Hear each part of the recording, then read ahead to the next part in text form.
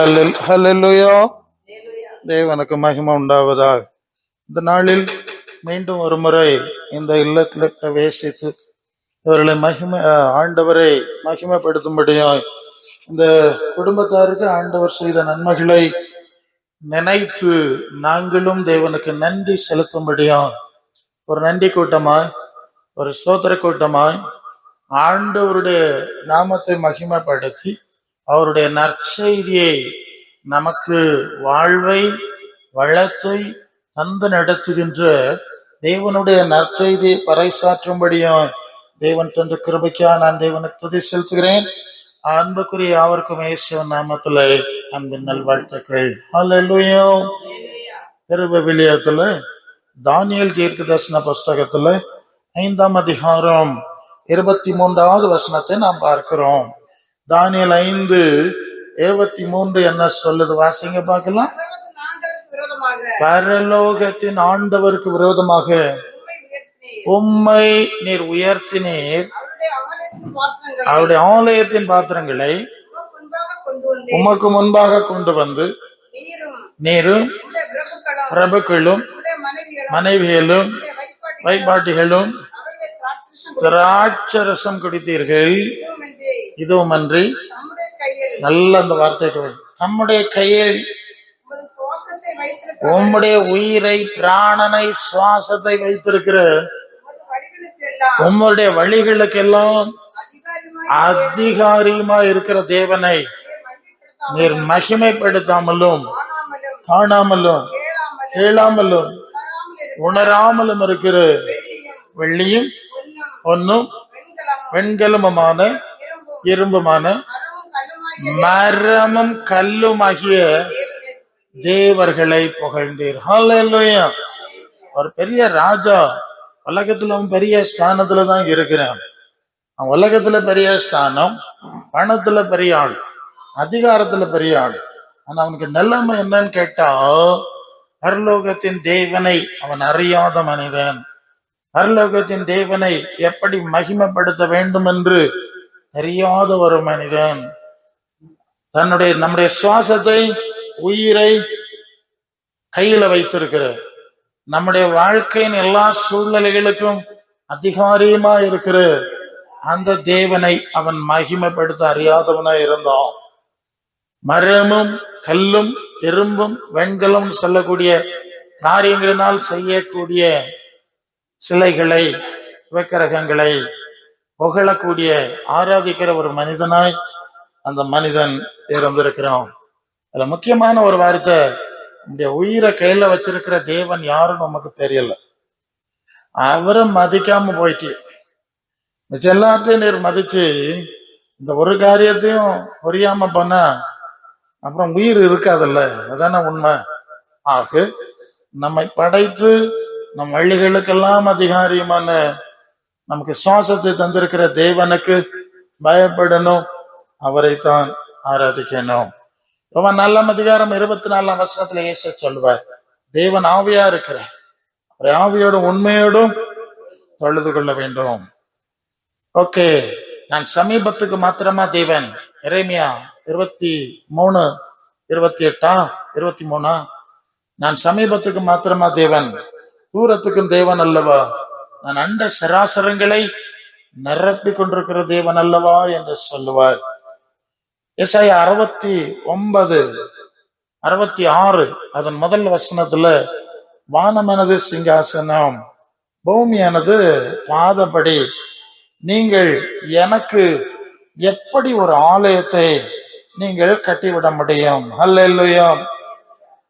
நானே வானத்தையும் பூமியை நிறைத்து அதை படைத்திருக்கிற படைப்பாளனா இருக்கும்போது எப்படி ஒரு வடிவத்தை, எப்படி ஒரு ரூபத்தை, எப்படி ஒரு ஆலயத்தை எனக்கு கட்ட முடியும்னு கேட்கிறேன். நம்ம தேவனாகிய கர்த்தர்னா யாரு, எப்படிப்பட்டவரு என்கிறதுக்கு ஒரு சின்ன ஷார்ட்டான ஐடியாவை தான் முதலாவது நாம் இந்த வசனங்களிலே நாம் பார்க்கிறோம். அநேக மனிதர்கள் இப்படிப்பட்ட இறை நம்பிக்கை உள்ளவர்களாய் உலகத்தில் வாழ்றாங்க. நாம எப்படி வாழுகிறோம் என்பதை நீங்க தான் சிந்தித்துக் கொள்ள வேண்டும். 2வது எரேமியா 17ஆம் அதிகாரம் 5-6 வசனத்துல வந்தா, மாம் ஆ, மனுஷர் மேல் நம்பிக்கை வைத்து மாம்சமானவைகளை புயபலமாக்கி கொண்டு கர்த்தரை விட்டு விலகுகிற மனிதன் சபிக்கப்பட்டவன். அந்தர வழியிலே கரளையாய் போன செடியை போல இருந்து நன்மை வருகிறதை காணாமல் வனாந்திரத்தின் வறட்சியான இடங்களிலும் குடியில்லாத ஒவ்வொரு நிலத்திலும் தங்குவான். கர்த்தர் மேல் நம்பிக்கையாக வைத்து அவர் மேல் நம்பிக்கையாக கொண்டிருக்கிற மனுஷன் அவன் பாக்கியவான். தண்ணீர் அண்டையில் நாட்டப்பட்டதும் வேர்களை தண்ணீர் அண்டையில் விடுகிறதும் உஷ்ணம் வருகிறதை காணாமல் இலை பச்சையா இருக்கிறதும் மழை தாட்சியான வருஷத்திலும் வருத்தமின்றி தப்பாமல் கன்னி கொடுக்கிற மரத்தை போல இருப்பான். ரெண்டு விதமான மனுஷர்கள் இல்லையா? மனிதர்களை நம்பி மாம்சமானதை புயபலமாக்கினா மனிதர்களை நம்பி மனித சோர்சஸ். ஆமா, அவர் அண்ணா இவரு, சித்தப்பா இவரு, மாமா அவரு, தலைவர் அவரு, இப்படிலாம் நிறைய இருக்குல்ல, அரசியல் இருக்கவங்க எல்லாம் அப்படி சொல்லுவாங்க. சோ இப்படிப்பட்ட காரியங்களை நம்பி போறோம். எப்படி இருக்கிறானோ அவன் கரளையாய் போன செடியை போல இருந்து அவன் வாண்டி போய் கொண்டிருக்கிறான்.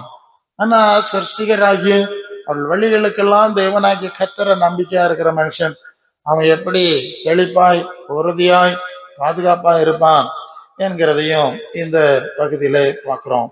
மூணாவது 1 தீமோத்தேயு 6ஆம் அதிகாரம் 17ஆம் வசனத்துல 6:17 படிங்க பார்ப்போம். இவ்வுலகத்துல ஐஸ்வர்யம் உள்ளவராய் இருக்கிறவர்கள் 6:17 1 தீமோத்தேயு 6:17 உலகத்துல ஐஸ்வர்யம் உள்ளவர்கள் வார்த்தை ரொம்ப பணம் இருக்கு, நான் எது வேணாலும் சாதிச்சிருவேன், இருமாப்பா இருக்கக்கூடாது.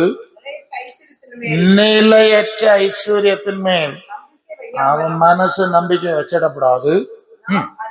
நாம் அனுபவிக்கிறதற்கு சகலவித நன்மைகளையும் நமக்கு சம்பூர்ணமாய் கொடுக்கிற ஜீவனுள்ள தேவனிடத்தில் நம்பிக்கை இருக்கணும். அல்லேலூயா. அந்த வார்த்தை என்ன சொல்லுது?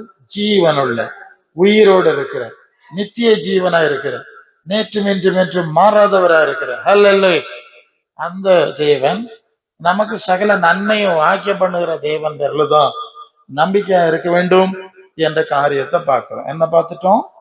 ஒருவன் சுவாசத்தை கொடுத்திருக்கிற ஜீவனுள்ள தேவனை தெரியாம அவன் வேறு பாதையில நடக்கிறான். இன்னொருத்தன் மனுஷ சக்திகளை நம்பி நான் பார்த்துருவேன் நடக்கிறான். இன்னொருத்தர் ஆமா உலக ஐஸ்வர்யம் இருக்கு, பணம் இருக்கு, இதுதான் எனக்கு தேவன் என்று நடக்கிறான். அவங்க நிலைமை என்னதுங்கிறத சொல்லியாச்சு. சோ இப்ப என்ன பிரச்சனைன்னா, சரி பிரச்சனை இதெல்லாம் விட்டுடுவோம், எல்லாம் தப்பு தான். இப்ப நம்ம தேவனை தேடணும், ஜீவனுள்ள தேவனை தேடணும். அடுத்த பிரச்சனை என்ன சொல்றோம்? எங்களுக்கு பரலோக தேவன் பேர் நம்பிக்கை உண்டு, நம்மை சஷ்டித்த தேவன் பேர் நம்பிக்கை உண்டு, நம்பிக்கை உண்டு, விசுவாசம் உண்டு, நாம ஜபிக்கிறோம் அப்படின்லாம் சொல்றோம். இப்ப எபிரேயர் 11ஆம் அதிகாரம் 6ஆம் வசனம் அது கொஞ்சம் கிளியரா என்ன சொல்லுதுன்னா, தேவன் இடத்தில் சேருகிறவன் அவர் உண்டென்றும் அவர் விசுவாசம் இல்லாமல் தேவனிடத்தில் பிரியமா இருக்கிறது கூடாத காரியம். ஏனென்றால் தேவனிடத்தில் சேருகிறவன் அவர் உண்டென்றும் அவர் தம்மை தேடுகிறவர்களுக்கு பலன் அளிக்கிறவர் என்று விசுவாசிக்க. நல்ல கவனிங்க, தேவன் ஒருவர் இருக்கிறார், கடவுள் இருக்கிறார் விசுவாசிக்கிறவங்க இருக்கிறாங்க. சில வேளை அவர் நமக்கு பலன் கொடுப்பார், பதில் கொடுப்பார் என்று நம்புறவங்களும் இருக்கிறாங்க. ஆனா என்ன பிரச்சனைன்னு, தேவன் பலன் கொடுக்கிறாரா, அந்த பலனை இவங்க பார்த்தாங்களா, அவருடைய செயலை பார்த்தாங்களா, அவருடைய பரிகாரத்தை பார்த்தாங்களான்னு கேட்டா அது கொஞ்சம் யோசிக்கணும். பிரசங்கியாரு இதெல்லாம் ஓகே, அவர் இருக்கிறாரு, அப்படி இருக்கிறார், அங்க இருக்காரு, இங்க இருக்கிறார் எல்லாம் நிறைய சொல்லிட்டோம். ஆனா காரியத்துல போகும்போது கொஞ்சம் சந்தேகத்துக்கு இடமான காரியம். அப்படின்னா என்ன புரிகிறோம்னா, அநேகர் இறை நம்பிக்கை பல விதமான நம்பிக்கை உள்ளவங்களா இருக்கிறான், ஜீவன் உள்ள தேவன்லாம் சொல்றாங்க. ஆனா அந்த தேவன் அவர்களுக்கு பலன் அளிக்கிறவர் என்று விசுவாசம் மட்டும் இல்ல, அனுபவம் உள்ளவங்களா என்கிற கேள்வி. அல்லேலூயா. மற்றெல்லாம் விட்டுட்டோம். இப்ப அடுத்த லெவலுக்கு வந்துட்டோம். இங்கதான் கொஞ்சம் பிரச்சனை தான். அது கொஞ்சம் ஆராயப்பட வேண்டிய விஷயம் என்று நாம் சிந்திக்கிறோம். ஏசாயா 59 முதல் 2 வசனத்துல அவர் சொல்லுவார், கேட்க கூடாதபடி என் செவி என்ன செய்யல, அடைஞ்சிடல. கிரியை செய்ய முடியாதபடி என் கை அல்லது என்னுடைய செயல்நிலை செயல்பட முடியாமல் இல்லை. அப்ப என்ன ப்ராப்ளம்? உங்கள் அக்கிரமங்களே உங்களுக்கு எனக்கு நடுவா என்ன உண்டாக்குதோ ஒரு பெரியவனே. இப்ப ப்ராப்ளம் எங்க இருக்கு? ஜீவனுள்ள செயலாற்றுகிற சர்வ வல்லமை உள்ள பரிகாரி, நானே உன் பரிகாரி என்று சொல்லுகிற நம்முடைய தேவனுக்கும் அந்த தேவனுக்கும் நமக்கு இடையில ஒரு சரியான உறவு இல்லைன்னா, ஒரு சரியான ஐக்கியம் இல்லைன்னா, ஒரு தொடர்பு இல்லைன்னா, அந்த தேவன் நமக்கு செயல்படுவதை நாம் அனுபவிக்க முடியாது ஒரு சிக்கல்ல மாட்டிக்கொள்றோம். சரிதானுங்க? எல்லாரும் பல விதமான கடவுள் நம்ம வச்சிருக்கோம். சோ இந்த ஒரு ப்ராப்ளம் இருக்கு. அது என்னன்னு கேட்டா, உங்களுக்கு எனக்கு நடுவாய் பிரிவினை உண்டாக்குகிற விஷயம் இருக்கு. அது என்னன்னு கேட்டா, நீங்கள் ஏசாயா 55:8-9 சொல்லுது. ஏசாயா 55:8-9, என் நினைவுகள் உங்கள் நினைவு கிடையாது, உங்க வழியெல்லாம் என் வழி கிடையாது என்று கர்த்தர் சொல்லுகிறார். பூமியை பார்க்கலாம் வானங்கள் எப்படி உயர்ந்திருக்கிறதோ அப்படியே உங்கள் வழிகளை பார்க்கலாம் என் வழிகளும், உங்கள் நினைவுகளை பார்க்கலாம் என் நினைவுகளும் உயர்ந்திருக்கு. வித்தியாசம் இருக்கு, இவ்வளவு கேப் இருக்கு, ஸ்பேஸ் இருக்குன்னு சொல்றேன். நீங்க நினைச்சிருக்கீங்க எனக்கு கடவுளை தெரியும், நான் கடவுளுக்கு குழந்தை அப்படி ஆகும் இப்படி ஆகும் எல்லாம் தான் நினைச்சுக்கிறேன். சோ நினைச்சிட்டு போறாங்க, அது அவங்க உரிமை தான், அது வேற விஷயம். நான் இங்க சொல்றேன், அப்ப நீங்க நினைக்கிறது மாதிரி ஒரு விவகாரம் கிடையாது. நீங்க ஏதோ கற்பனை பண்ற விசுவாசிகள் சொல்ற மாதிரி விவகாரம் கிடையாது. உங்களுக்கு நினைவுகள்லாம் வேற மாதிரி இருக்கு. ஏன்னா தேவ சாயல்ல மனுஷன் படைச்சிருந்தோம், தேவனோட உறவுல தான் ஏதேன் தோட்டத்துல இருந்தாங்கன்னு வாசிக்கிறோம். ஒரு கட்டத்துல கர்த்தர் சொன்னதுக்கு கீழ்ப்படியாம சாத்தாமினால போய் தேவனோடு உள்ள உறவு உடைபட்டு மகிமை இழந்து சாபத்தை சுதந்திரிச்சு கொண்டு, அது ஆதியாகமம் 3 கடைசி சொன்னா, தோட்டத்தை விட்டு துரத்தி அவர் பரலோகத்துக்கு போயிட்டார். பிரிவினை செப்பரேஷன் வந்துச்சு.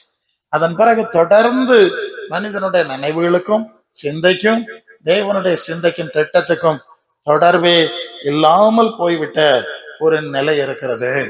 ஆகவேதான் நீங்கள் மத்தேயு 15:8 வந்தா, இந்த ஜனங்கள் வாயினால துதிக்கிறாங்க, ஆராதிக்கிறாங்க, சத்தம் போடுறாங்க, பல காரியம் செய்யறாங்க, இருதயம் அவளுடைய மனசு என்னை விட்டு தூரமாய் விலகி இருக்கிறது. ஏன்னா மனுஷருடைய கற்பனைகள் அவங்களுக்கு தோன்ற மாதிரி பல வழிபாடு நம்பிக்கைலாம் செய்யறாங்க, இருக்கட்டும். உபதேசங்கள்லாம் போதிக்கிறாங்க, அதை நம்புறாங்க. சாவறது வரை நமக்கு தெரியும் எத்தனை விதமான கடவுள் வழிபாடுகள் நம்பிக்கை இருக்கு, எத்தனை காரியங்கள் இருக்குன்னு தெரியும் இல்லையா? அவங்க வீண் ஆராதனை செய்யறாங்க. என் மனசு அவங்க மனசும் இணையில. வேற எல்லா பாட்டு இருக்கு, ஆராதனை இருக்கு, தீப ஆராதனைங்கிறாங்க, அந்த ஆராதனை நிறைய நிறைய நிறைய எல்லாம் இருக்குது, வருஷக்கணக்கா நடக்குது. ஆனா என் மனசும் அவங்க மனசும் இணைய முடியாத ஒரு சிக்கல்ல சிக்கி இருக்கிற ஒரு காரியத்தை ஆண்டவர் நமக்கு சுட்டி காட்டுறத பாக்குறோம். ஸோ இதையும் ஓரளவு புரிஞ்சுக்கிறாங்க. உண்மைதான் பிரசங்கியாரு, செவிச்சு பாக்குற நடக்கல், கேட்டு பாக்குற நடக்கல், அது ஏன்னு தெரியல, சில விஷயங்க சொல்லியாச்சு. இப்ப என்ன பண்றது? நம்ம கேட்டா கிடைக்கும், வேற யாராவது வைக்கணும், எங்களுக்காக நீங்க வேண்டிக் கொள்ளுங்க. சரிதானுங்களா? நம்ம கேட்ட கிடைக்கல, வல்ல மாதிரியா கேட்ட ஒன்னும் நடக்கல. ஐயா நீங்க எங்களுக்காக வேண்டிக் கொள்ளுங்க, அம்மா நீங்க எங்களுக்காக வேண்டிக் கொள்ளுங்க. நீங்க கடவுளுக்கே அம்மாவாமா, அப்படியாமா? ஒரு அவரு அப்பா வைக்கணும், அவருக்கு ஒரு அப்பா வைக்கணும். சரி, நீங்க கடவுளுக்கே அம்மாங்கிறாங்க, அதனால நீங்க கேட்டா நீங்க சொன்ன காரியம் சொல்றாங்க இல்ல, உலகத்துல இருக்கிறது சொல்றேன். அது யோவான் 2:5 கானா ஊர்ல ஒரு கல்யாணம் நடக்குதுங்க. அங்க ரசம் குறைஞ்சிட்டு, என்ன குறைஞ்சிட்டுது? உடனே எல்லாரும் அந்த அம்மாட்ட அம்மா நீங்க சொன்னாதான் காரியம் நடக்கும், மௌனிட்ட சொன்னா காரியம் நடக்கும் அப்படின்னு சொன்னா, இந்த அம்மா சரி நான் உன்னை ட்ரை பண்ணி பாக்குறேன், ஒரு ட்ரை பண்ணி பாக்குறேன். ட்ரை பண்றதுக்கு ஏசுனார்கிட்ட போய், ஏய் ரசம் இல்லப்பா தீந்துட்டு, ஏதாவது பண்ணு. ஆண்டவர் திரும்பி பார்த்தா, ஸ்திரீயே உனக்கும் எனக்கு என்ன, அம்மா என்ன நீ இப்படி சொல்லிட்ட, ஏன் வேலை வரலையே அப்படின்னு சொல்லிட்டாங்க. நம்ம ரொம்ப பக்குவமான பொம்பளை, அவளுக்கு நிறைய இந்த பையனோட ரொம்ப அனுபவம் இல்ல. இவருக்கு இந்த அம்மாவுக்கு ஞாபகம் வந்துட்டு, என்ன ஞாபகம் வந்துட்டுன்னா 12வது வயசுல எருசலேம் தேவாலயத்துக்கு பண்டிகைக்கு போனாங்களா, இவங்க தேன்குழல மிச்சரை வாங்கிட்டு வீட்டுக்கு வந்துட்டாங்க கூட்டத்தோடு. இவரு அவருக்கு தேன்குழலை பற்றியோ மிச்சரை பற்றியோ முறக்க பற்றியோ கவலை கிடையாது. அவர் இருக்க வேண்டிய இடத்துல இருந்திருக்காரு. நேர போய் பிரசங்கி மாதிரி இருக்க இடத்துல போயிருந்து வேதத்தில் இப்படி சொல்லி இருக்கிறதல்லப்பா, இதுக்கு பொருள் இப்படித்தானே. அவர் வேதத்தை தேவனுடைய வார்த்தை பேச வந்ததுனால தேவனுடைய வார்த்தை இருக்கக்கூடிய இடத்துல போய் அங்கேயே உட்கார்ந்துட்டாரு. மற்றவங்க தேன்குழல் வாங்கி பாயசம் முடிச்சுட்டு வந்துட்டாங்க, வீட்டுக்கு போயிட்டான். பையன் கூட்டத்தோட இருப்பான் அந்த மயக்கத்துல வந்து ரொம்ப தூரம் வந்தப்ப தெரியுது பயலை தேடினா காணல. திருப்பி தேடி வரான். இந்த பயலத்துக்கு ஒரு பயலை விட முடியுமா என்ன, மூத்த பையன். ஓகே, அங்க தேடி வந்தா இவரு தேன்குழல் ஏரியாவில் இல்ல, அவரு தேவனுடைய வார்த்தை விவாதிக்கிற இடத்துல இருக்கார். நேர வந்து, மகனே, அந்த அம்மா சொல்றாங்க, ஏன் எங்களுக்கு இப்படி செய்தான், நானும் தகப்பனும் எவ்வளவு கவலைப்பட்டு தேடி அலைஞ்சு வந்தோம் தெரியுமா. அதுக்கு ஏசுநாதர் ஒரு பதில் சொன்னார். என்ன சொன்னார் தெரியுமா உங்களுக்கு? நீங்கள் ஏன் என்னை தேடினீர்கள், நான் என் கடவுளுக்கு அல்லது பிதாவுக்கு அடுத்தவள் இருக்கணும்னு உங்களுக்கு தெரியாதா?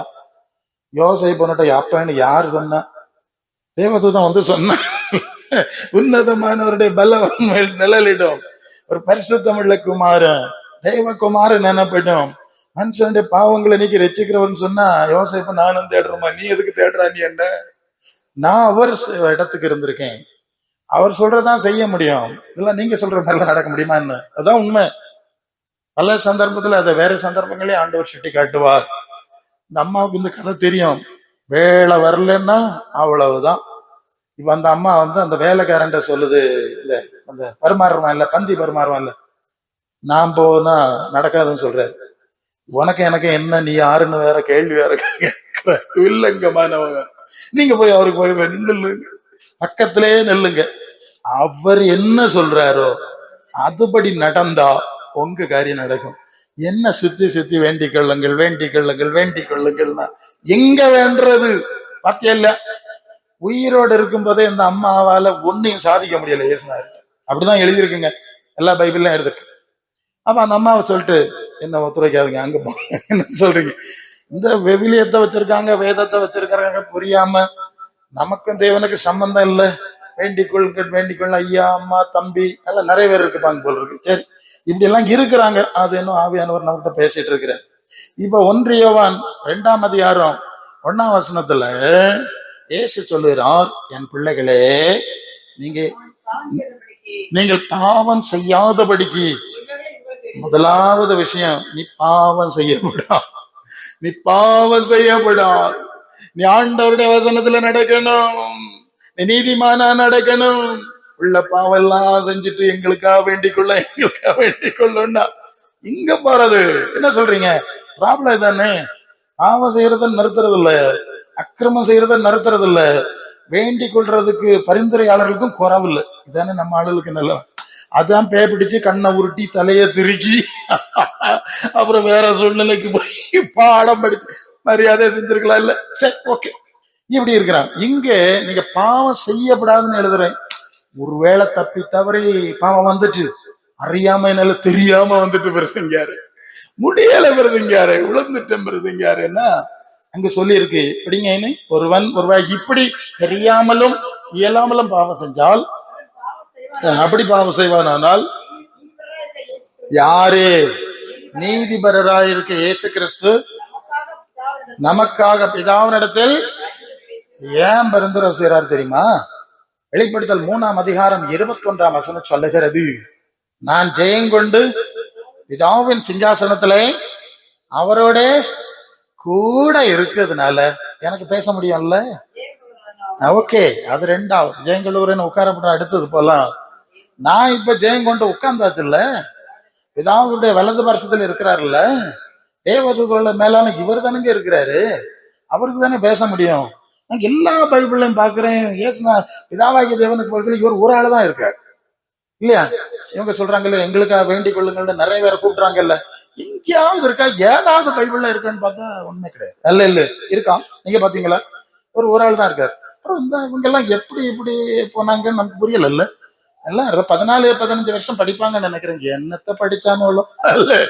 சரி, இப்போ ஏசுநாதர் தான் என்ன செய்யறாராம், ஒருவேளை அவரு வந்துட்டான், அவர் தான் பரிந்துரை செய்யணும். இதுதான் முக்கியமான காரியம். வேற ஒருத்தரும் பரிந்துரை செய்ய முடியாது. சரி, அப்ப சரி ஏசுநாட்ட போலாமா, காரியம் நடக்குமா, பரிந்துரை செய்வாரான்னு கேட்டா அங்கேயும் ஒரு சிக்கல் இருக்கு பாருங்க. அது யோவான் 10:27-28. யோவான் 10:27-28. என் ஆடுகள் நானே நல்ல மெய்ப்பன்னு சொன்னார்ல. அதுக்கு மேல நீங்க யோவான் 10:11-18 வசனத்தில் நான் நல்ல மெய்ப்பன் ஆடுகளுக்கு ஜீவனை கொடுக்கிறான், திருடன் கொல்லவும் அழிக்க வருகிறான், நான் தான் அவர்களுக்கு ஜீவன் கொடுக்க முடியும், நான் தான் அதை பரிபூர்ணமாக சொல்லிட்டேன். இப்படிதான் பின்னால சொல்றாரு, நீ ஏன் ஆடா இருந்தா நான் சொல்றத கேட்கணும், ஏன் சத்தம் கேட்கணும், அவ எனக்கு பின் மட்டும்தான் வரணும். சும்மா ரோட்ல போறோம் வரோம் பின்னால எல்லாம் போயிட்டு எங்கிட்ட பரிந்துரைக்க வந்தா நடக்காது. சரிதானுங்களா? என் சத்தம் நீ கேட்டிருக்கணும், என் பின்னால வந்திருக்கணும், அவைகளை என் கையில வச்சிருக்கேன், கையில நீ இருந்திருக்கணும், அப்படி பலத்த கரத்துக்குள்ள அடங்கி இருக்கணும்னு பேதர் சொல்லுவான்.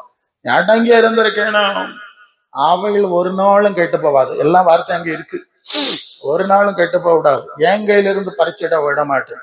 ஆண்டவருடைய கையில இல்லாம போறதுனால்தான் திருடன் திருடிட்டு போயிடுறான் இல்ல, பறிச்சிட்டு போயிடுறான் இல்ல.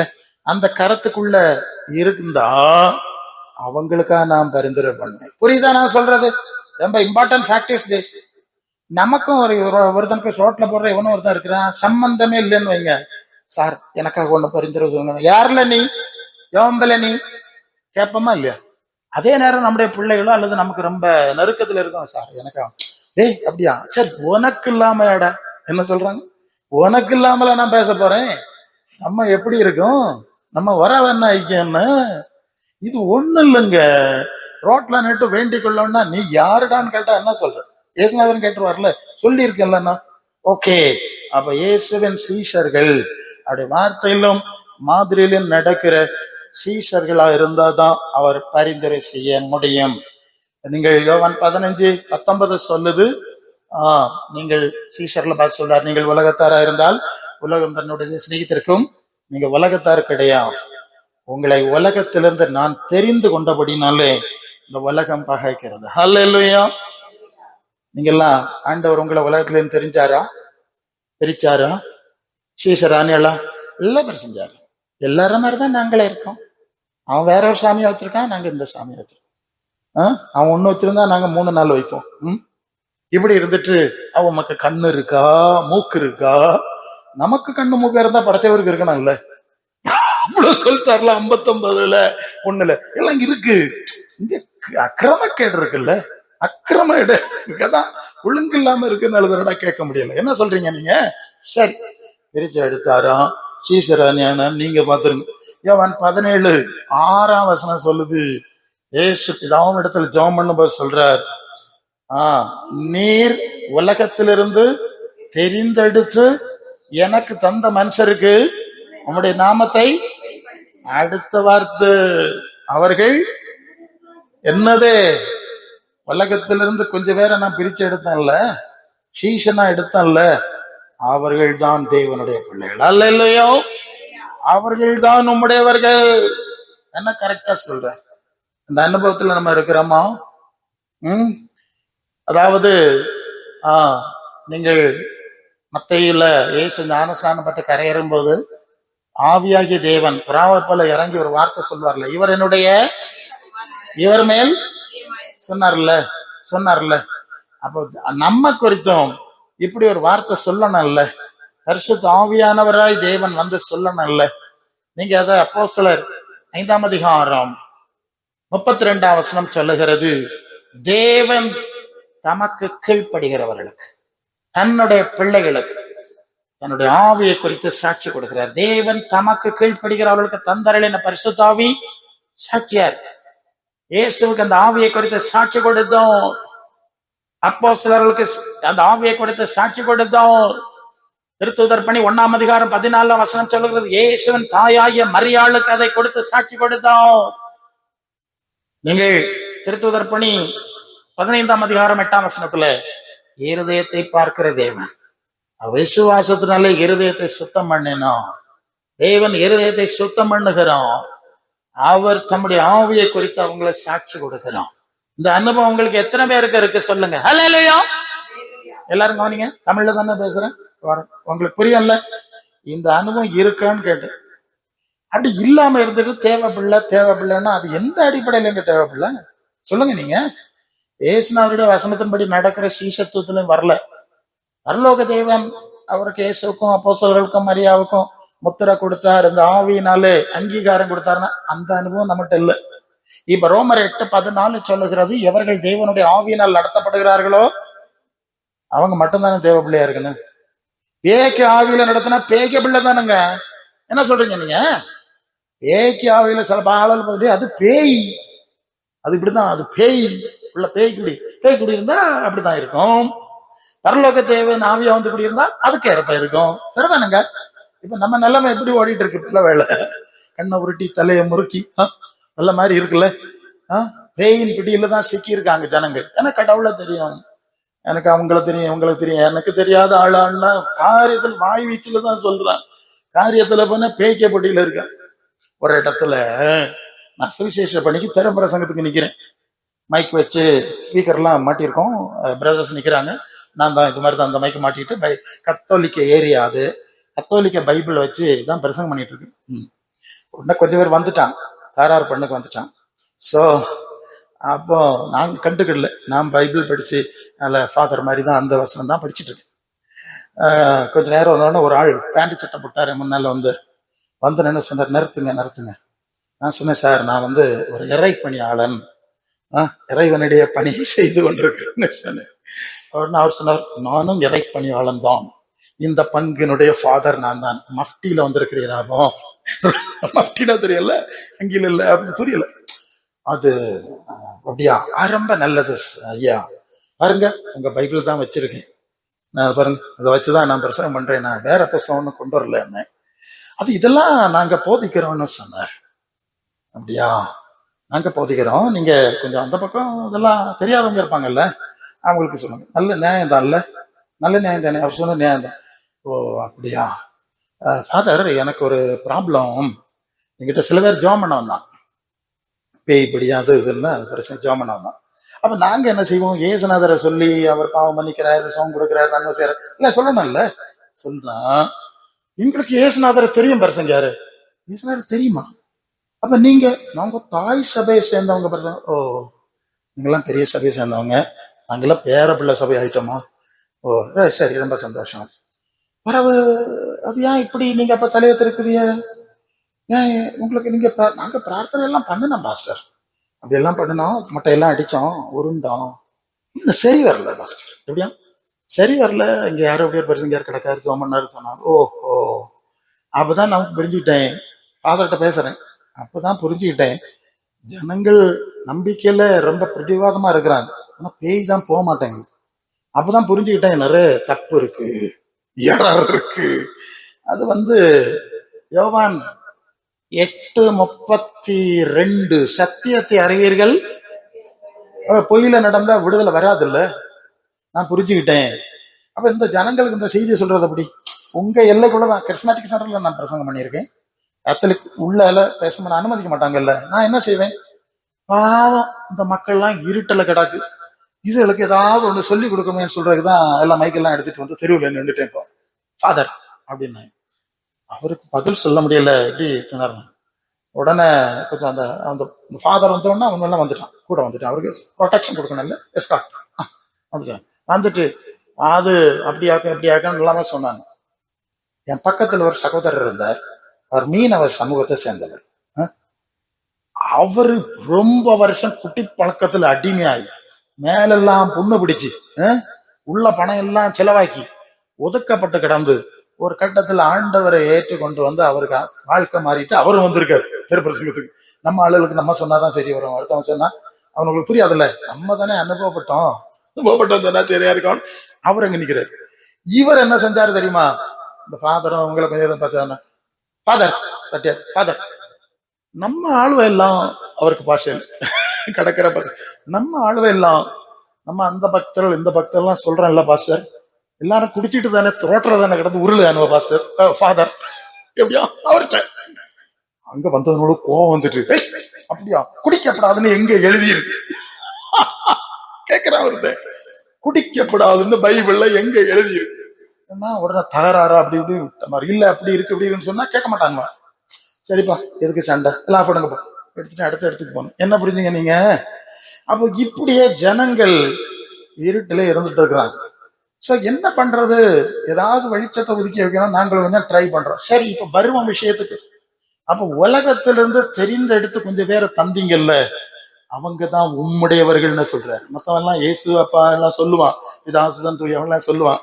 நடக்காது, அவனுக்கு சம்பந்தம் கிடையாது. இப்ப 9வது வசனத்துல வந்தீங்கன்னா 17:9 அது என்ன சொல்லுது?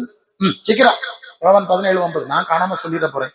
நான் நான் அவர்களுக்காக வேண்டிக் கொள்கிறேன். எவர்களுக்காக? யாருக்காக? என் வார்த்தையில நடந்தாங்கல்ல, என் பின்னால நடந்தாங்கல்ல, ஏதாவது தேவன் ஆவியாய இந்த அங்கீகாரம் கொடுத்தார்ல என்னுடைய சீஷர்கள், உலகத்துல இருந்து தெரிஞ்சு எடுத்தேன்ல கொஞ்சம் பேர், நிறைய பேர் வரல, சொன்னா கேட்க மாட்டேங்கிறான். சோ அவர்களுக்காக வேண்டிக் கொள்ளுகிறேன், உலகத்துக்காக வேண்டிக் கொள்ளாமல் நீர் எனக்கு தந்தவர்களுக்காக அவர்கள் மீண்டும் அந்த வார்த்தை. நல்லா கவனிக்கணும். நமக்கு தேவனோட என்ன உறவு என்கிற ஒரு ப்ராப்ளம். நமக்கு பரிந்துரை செய்வதாக இருந்தால் யாரு செய்கிறதுன்னு ஒரு ப்ராப்ளம். நமக்கு பரிந்துரை செய்யணும்னா நமக்கு என்ன தகுதி வேணுங்கிற ப்ராப்ளம். எத்தனை இஷ்யூஸ் இருக்கு, எத்தனை விஷயம் இருக்கு, சரிதானே? அதனாலதான் லூக்கா 24:47 சொல்வார், மனம் திரும்புதலும் பாவ மன்னிப்பும் எருசலேம் தொடங்கி உலகம் முழுதும் பேசணும். சும்மா அதை இதை நம்பிட்டு சுத்திக்கிட்டு உருண்டுட்டு புரண்டுட்டு இருக்கக்கூடாது. மனம் திரும்பணும். பாவங்களை மறைக்கிறவன் வாழ்வு அடைய மாட்டான். அவளை அறிக்கை செய்து விட்டு விடுறவன் தான் இறக்கம் உண்டு.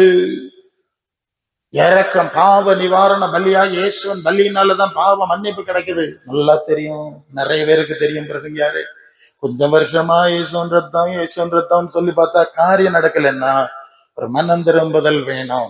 ஒரு கண்டிஷன் இருக்கு. இந்த வசனத்துக்கு திரும்புங்க, எனக்கு சீஷராகும்படி திரும்புங்க. நான் வச்சிருக்க ரூல்ஸ் அண்ட் ரெகுலேஷன் கிரமம், இந்த கிரமத்துல வராம இருந்துட்டு ரத்தம் செல்லுவேன்னா நிறைய பார்த்துட்டோம். நாங்க திருத்துவோம், எல்லாம் நல்லதுதான். நீங்க மனம் திரும்புங்க, பரலோக தேவனுக்கு நேரா திருப்புங்க, ஆவாரிக்கை செய்யுங்க, இயேசுவின் சீஷரா மாறுங்க. பிதாவின் சித்தம் மத்த 7:21 பிதாவின் சித்தப்படி செய்யறவன் தான் பரலோக ராஜ்யத்துல பிரவேசிப்பான். சும்மா ஆமா பிதாசுதன் துயாவின்னு சொல்லிட்டான்னா ஒரு தரம் போக முடியாது. அதுக்கெல்லாம் தான் எழுதி கொடுத்துருக்கேன்ல, புத்தகம் பெருசா வச்சிருக்கீங்கல்ல அப்படின்னு ஆண்டவர் சொல்றாரு. சொல்லி நாங்க கொஞ்சம் எல்லாம் படிப்பிச்சு, யாரு எங்களுக்கு ஒருத்தரும் சொல்லலையே, எங்களுக்கு யாரும் எதை சொல்லலையே அப்படி கேட்கிறான். நான் முடிக்க விரும்புறேன். ஒரு சந்தர்ப்பத்துல ஒரு குடும்பத்துல, நான் கத்தோலிக்க குடும்பத்தோடு பேசி கொண்டிருந்தேன். ரொம்ப பக்தி உள்ளவன். அப்போ அவங்கள்ட்ட எத்தனை வருஷம் ஆச்சு? ரொம்ப வருஷம் போறோம். திருவிவிலியம் வீட்டுல வச்சிருக்கீங்களா? அதை வாசிப்பீங்களா? வச்சிருக்கேன் சார், அப்பப்போ வாசிப்பேன். அது எடுத்துட்டு வாங்க. என்ன பார்வை பார்த்தாங்க, உங்க விவிலியத்தை எடுத்துட்டு வாங்கம்மா, என் விவிலியத்தை நான் வச்சுக்கிறேன், நீங்க உங்க விவிலியத்தை இருக்குன்னு சொன்னீங்கல்ல. அது யாத்திராகமம் 20:4 வாசிக்க சொன்னேன். மேலே வானத்திலும் கீழே பூமியிலும் தண்ணீரிலும் உண்டான ஏதொன்றையும் உண்டாக்காத ஓவியத்தையும் வரையாதுன்னு எழுதிருக்கு. தெரியுமா உங்களுக்கு? படம் கூட வரையாத இங்க இருக்கு. அது நமஸ்கரிக்காத சேவிக்காத அப்படின்னு எழுதியிருக்கு.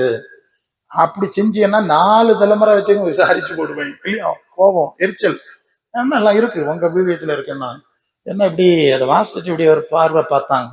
கூல்டவுன். இப்ப வெளிப்படுத்தல் 21:8 வாசிக்கணும்.